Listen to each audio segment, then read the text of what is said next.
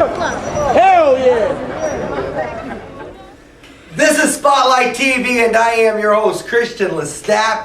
For the people at home, who are you here with today? Hi, my name is Constance Johnson, better known as Coco. So has anything changed since last time we've seen you? Oh man, quite a bit has changed, but unfortunately it's changed for the worse.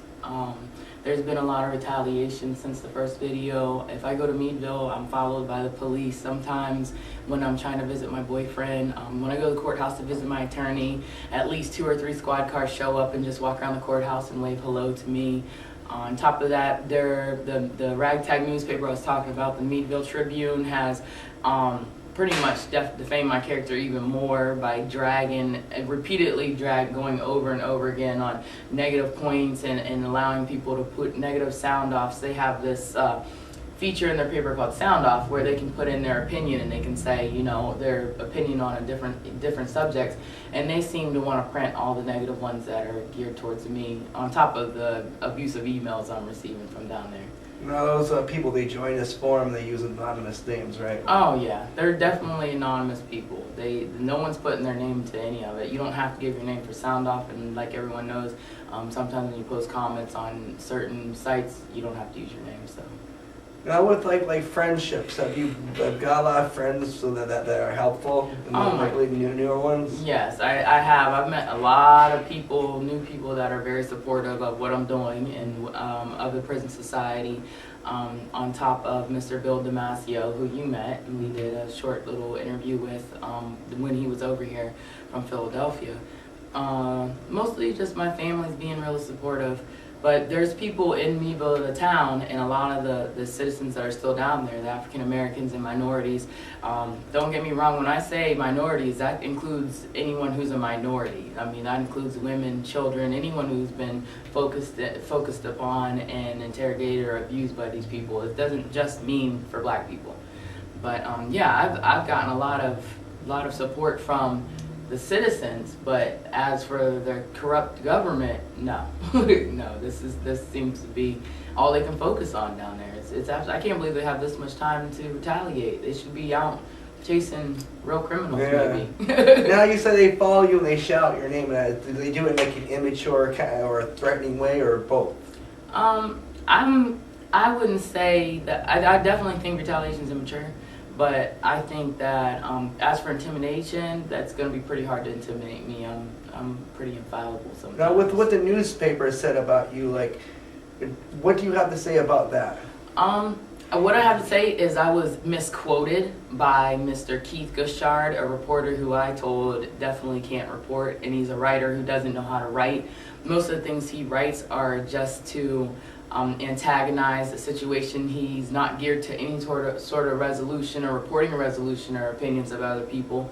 I was very upset. He actually went back to reporting about my criminal record that happened when I was 15. I know I don't look it, but I'm almost 30 years old. So he's trying to gear the focus towards more of the negative things instead of the civil issue that's going on. So they actually brought up stuff you did when you were 15 then? Actually 12. 1992, yes. That has nothing to do with my civil rights. Now, do they do this a lot to other people in this newspaper? Oh, yes, they do. That's what they've gone as far as the man Bob that I had talked about previously, the one that was being severely abused. I spoke with his wife, and obviously the Prison Society have been really, really into getting him removed from that facility.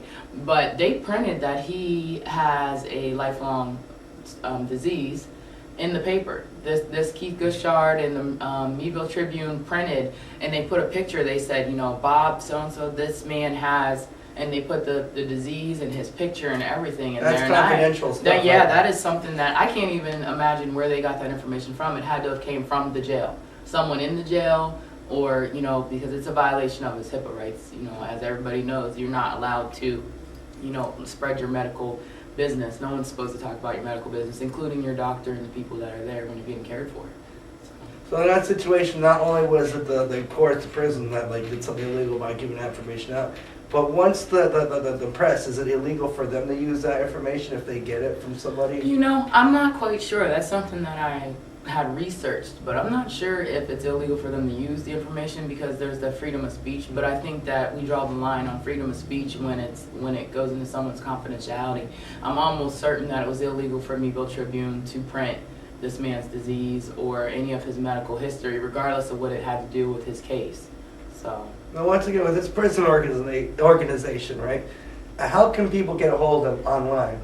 Prison Society, you can just look up www.prisonsociety.com.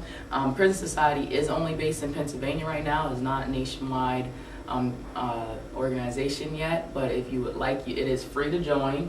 There are memberships. I'll have some, and I'll actually be prepared. What I'm trying to do is put the memberships right online. That's what I suggested they do, so that people could just print them off, you know.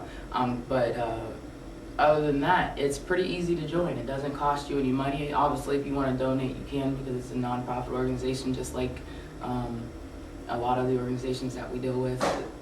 But to join, all you have to want to do is join. Now, like, to the response to a lot of comments I've been seeing on, like, the topic message boards and on YouTube itself, you know, there's a lot of people who you know, are signing in and are anonymous, or they're anti-you.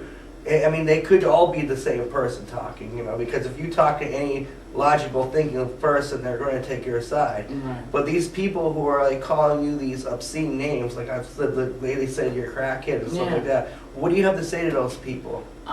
Or person? You know, now today I'm a lot wiser today. Obviously, anyone normally be upset for being called a crackhead or a drug addict or just, you know, anything derogatory like that. But what I would say to them is, I hope that God forgives and blesses them, because that's the only person right now that could help somebody who's that single-minded and simple and focused on the negative is their higher power, whether it's God, Allah, or, you know, whatever. That's the only person that's going to be able to help someone like that, because they're too closed-minded to even respond to, really.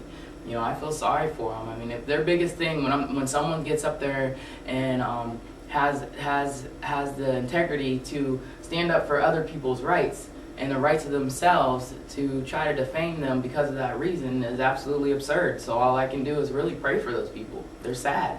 Now, have a lot of people, when they see you on the street, say they'd say, "Hey, I seen your video, and here's my story." Do a lot of people say that? Oh my goodness, yes. Not only do they say it to me, but they also say it to Mr. Sam Bird, who's in charge of the chapter over here. He has actually been contacted by at least 10 more inmates on top of the inmates and documentation that he had already received.